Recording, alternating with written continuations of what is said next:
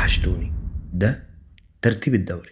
قبل ما اقولك ازاي الدوري كده خلاص محسوم للاهلي، لازم كلنا نبارك لبطل افريقيا على فوزه على سموحه امبارح، واقول له حاجه: اما انت فانيلا، ايه اللي نزلك من على الحبل؟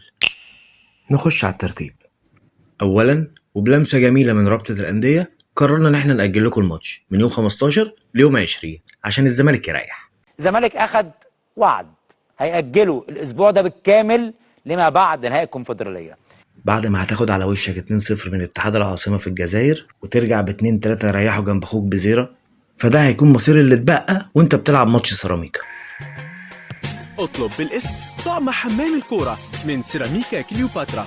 بص، عشان ما نضحكش على بعض، كده كده انت بهلول. المنافسه الحقيقيه هي بيني وبين بيراميدز، فواحد فينا هياخد اول وواحد هياخد التاني، وانت هترجع في مكانك الطبيعي كومبارس في الكونفدراليه. معلش يا كابتن، معلش. سجل الفيديو ده عندك ونتقابل يوم 20.